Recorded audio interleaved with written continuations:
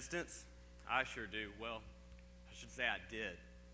Then I decided to do something about it. You see, conventional wisdom tells you that you live your life and later on your parents pass away and they give you what's left, an inheritance. I'm sorry, that's just not enough. I mean, go ahead, give me the money now so I can go ahead and enjoy it. Here's what I did. I walked right up to my dad and I said, Dad, I want what's coming to me right now. That's what my younger son said to me. Can you believe that? I'll give him what's coming to him right now. I brought him in this world. I can take him out. Well, he is my son, and I do love him. So I gave him what he asked for, and I let him go. Not long after that, he packed his bags, and the next thing I knew, I was out of there, kissed this boring place goodbye. I have a whole world in front of me, and I was about to discover it.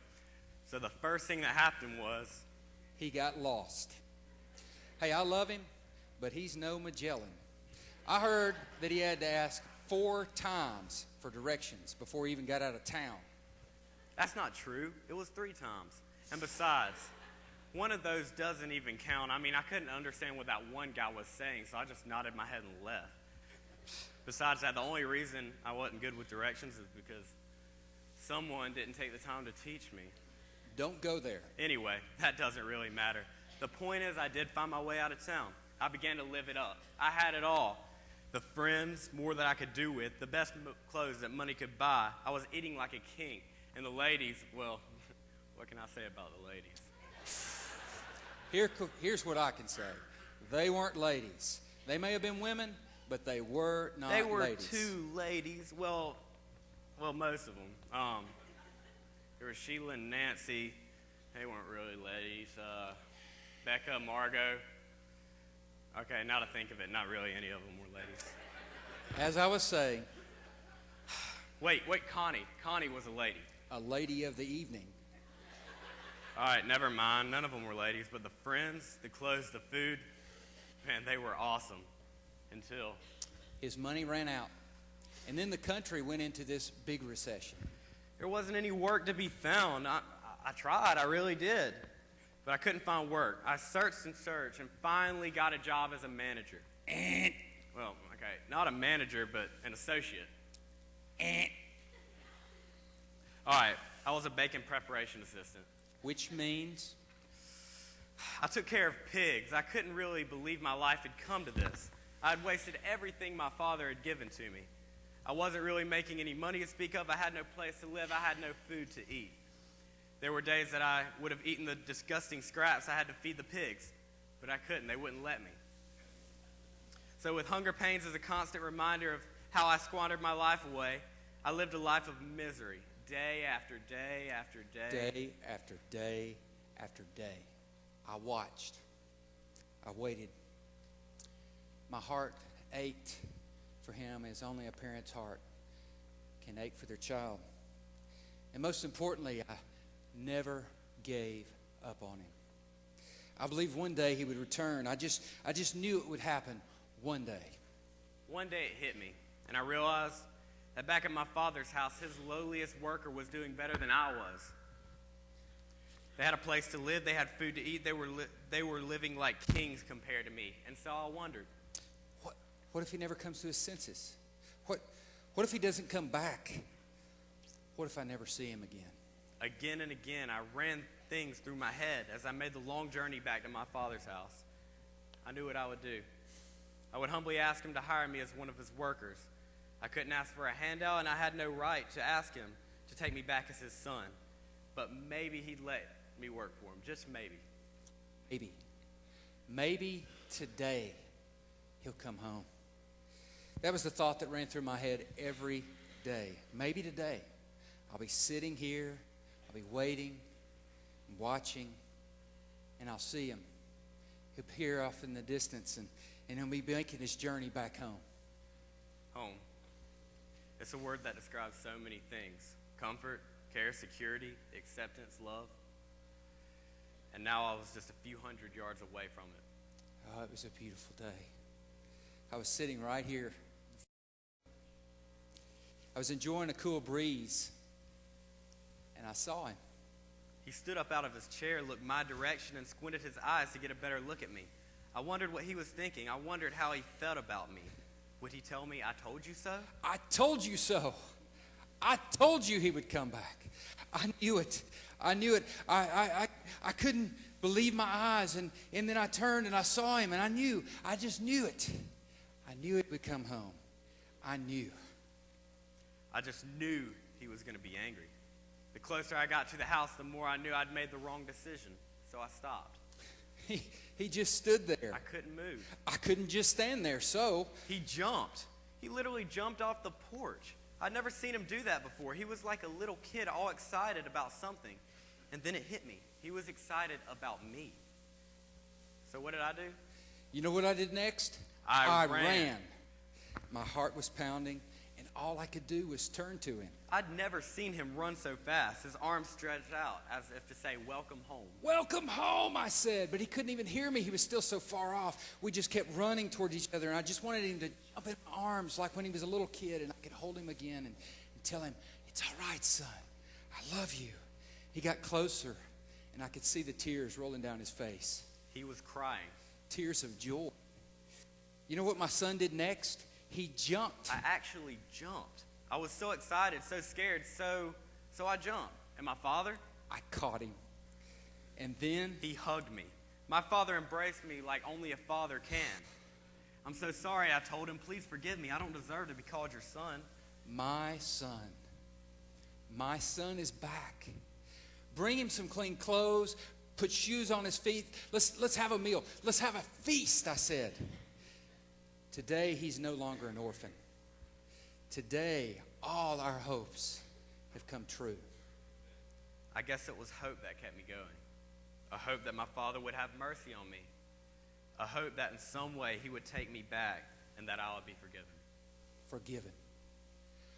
It's all forgiven. I'll never bring it up again. There's no blame. There's no anger. There's nothing but joy. For my son was lost, and now he's found.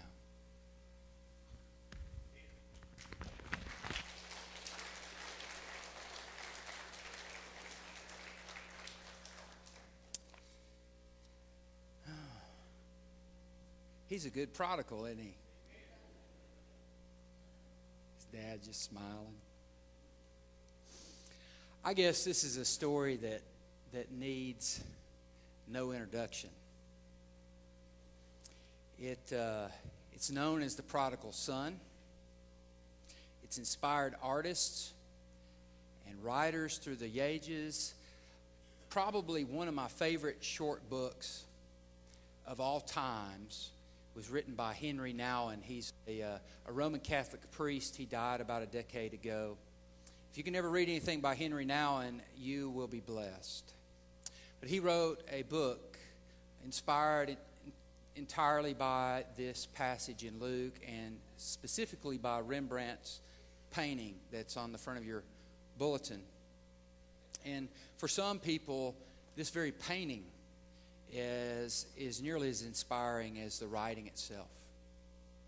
The phrases that we find in the story. I grew up in the King James Version, and fatted calf, that is a proverbial phrase in our culture. And yet people assume about this story, like it's simply this story about this wonderful love and the forgiveness of a father, and he'll welcome us back at the first sign of repentance, and that is its greatest thing. And it's to be enjoyed and celebrated, but the story goes a great deal deeper. So I want to be sure as we kind of set off on this journey this morning that we understand how families like this one in Jesus' day, in Jesus' culture, how they operated.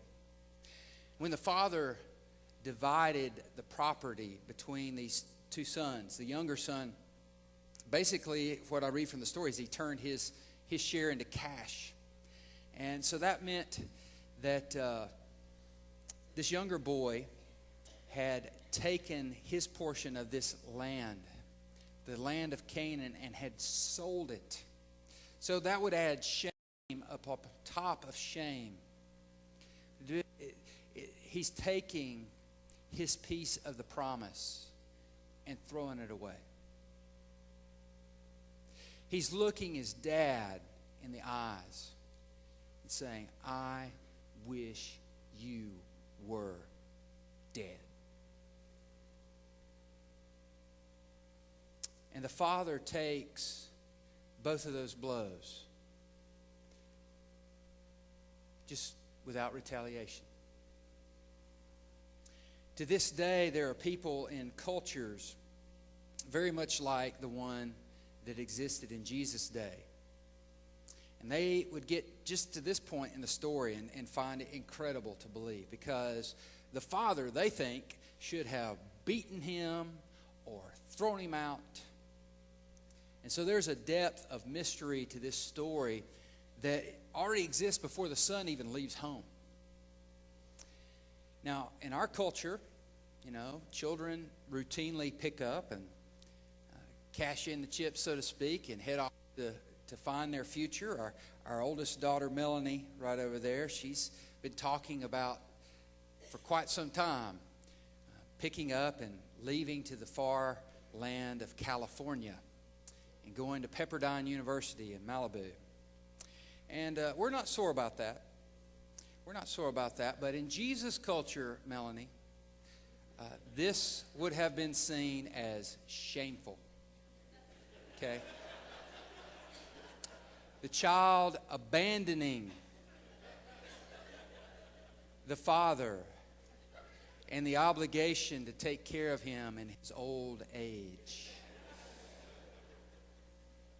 But that's their culture, not ours. No. But the son goes off. And in his day and time, it wasn't a laughing matter. In his day, it was sayonara. I hate you. I never want to see you again. Gone. And he reaches a foreign country. He runs through his money. He finds himself in trouble. And his degradation reaches an all-time low, because for Jews, being associated with pigs was the worst of the worst. But to find an occupation where you fed them and then find yourself in such desperate straits that you would eat what they were eating, that's beyond reprehensible. The most remarkable character in this story, though, is the father. You might call this, and it rightly should be called, the parable of the running father. Not the prodigal son, but the running father. This story is about the father. This is about the father. In a culture where elder men were far too dignified to run, he hikes up his robe and takes to his heels the moment he sees his younger son dragging himself home. You see, Jesus is explaining this lavish welcome. He's saying this is the point. He wants us to know why there's a party. You see, there's a reason to celebrate when people who've been going their way turn around and go God's way. And this kid has not done anything to commend himself to his father or the onlookers or you and I. And yet the father's words, they say it all. He says, "This, my son. He was dead and he is alive. He was lost and now he is found." I mean, how could this not be a cause for celebration? On a different level, really what Jesus is saying is, this is resurrection. Resurrection is here. The new Exodus has begun. And his listeners, they would have heard that. You see, even though the exile, as we call it, had ended some 400 years before when the Jews returned home from Babylon, they really understood there was something yet. They were anticipating something more, because a true end to the exile would mean the end of having these pagan overlords. It would mean the initiation. It would be the day of Messiah, the Anointed One. It would mean that a new world had begun. And Jesus is saying it's happening right now. When people repent, when they turn back to God, they are returning from exile. There is no foreign rule in their life anymore. God reigns. The Messiah has come, and a new world has begun. And whether it looks the way you expect it to or not, Jesus is telling his critics and the Pharisees, he's saying, look, God is fulfilling his promises even now before your eyes. Why would you object if I celebrate? Now, of course, we spend a great deal of time focusing on the younger son. There's a second half to this story, and it's vital because it's interwoven with the first half. And the first section emphasizes the father's costly love, from his generosity to the son in the beginning of the story to his lavish welcome home. But like Victor Hugo's classic story, Les Miserables, which is kind of the backdrop, I suppose, for our series this month, Jesus is drawing this contrast. See, there's one person that would seemingly be the most miserable in this story, the one who had found himself eating and dining and living with pigs. He's the miserable one. He's the outcast. He's the wrong one. And all appearances are that that's the case. And then there's this one who seemingly has it all together. The older son, he stayed home, and yet all he can see is the bad. He's blind to the beauty. It's the older son who really provides us with the punchline to this story. Jesus is responding to his critics. They're so focused. They're so focused on the wickedness of the sinners and the people with whom Jesus would dine with and associate himself with. They cannot see the light of God's mercy and grace as he radiates his love over those who would turn to him. And Rembrandt did this so well.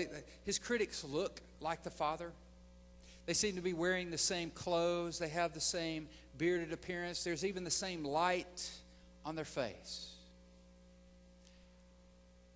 But in truth, they stand back in the shadows. Their hands are folded in apathy. All the while they're missing that God is doing some great thing. People are being changed. They're being healed. Their lives are being transformed emotionally and morally and spiritually. And the grumblers, all they can see is the litter, the human garbage that they had come to despise. And the phrase that it ties this to Jesus' opponents, I suppose, most tellingly is, I've never disobeyed a single command of yours. Today we might hear it like this. I attend a sound church and I'm there every time the doors are open. That was the Pharisees' boast. But it melts like the snow, I hope in Boston, under the sun's warm light. See, where resurrection is occurring, there is new life bursting all around. And it's not just appropriate to celebrate. Jesus says it is necessary. He says we are called to celebrate because sinners outcasts, the miserable ones, are finding themselves welcomed into fellowship with Jesus and thereby with the Father in a way they never imagined possible.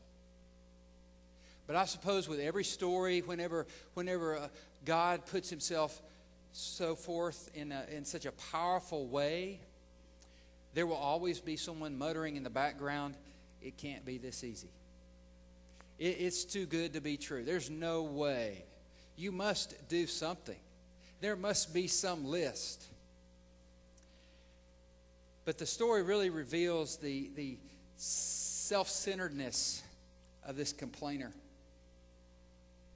This older brother shows his bad temper. He reveals he really has no more respect for the father than the younger son did in the first place. He lectures the father in front of his guests. He refuses the father's gracious invitation to come inside. And I ask you, who are you and who am I to decide who is on the Father's guest list? Who are we? Even though the older brother would complain and murmur, Jesus isn't content just to say you're out of line. He reminds us, the Father is generous. And this time he directs his love at the older son. And he wants him to know God's generosity, while perhaps it extends to those you could never imagine, that doesn't mean there isn't any left for you. He loves you. I love this phrase. He loves you and I like a fat kid loves cake. He loves us. He wants us. He runs for us. And if you or I, if we insist on staying outside of the party, that's up to us. But it is not because God does not love us. He loves us. Well, the story, of course, is unfinished. There's business to be done at the end of the story, and you have to ask yourself, well, what happens next? What does the younger son do? He has squandered his inheritance. What's he going to live on? His older brothers? Will the two brothers be reconciled? Sometimes a storyteller will leave us kind of sitting on the edge of our seat because he's inviting us to step in the story. Step in the story and you know, where do I find myself? Where am I in this story? And so I have a final question for you as we wind up this morning. And that is, have you ever dared? Have you ever dared to step into the center of this story and kneel down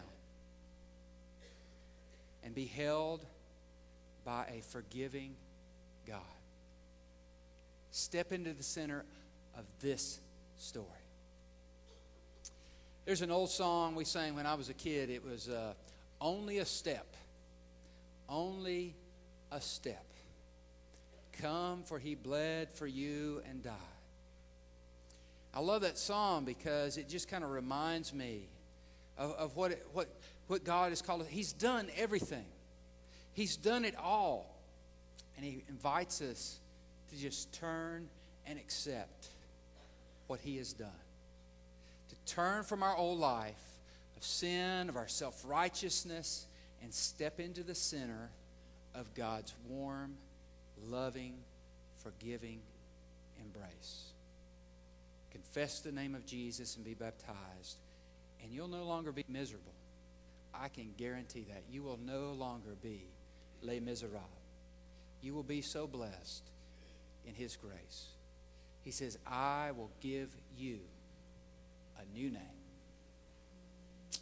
Let's stand up and sing together. I will change your name. You shall no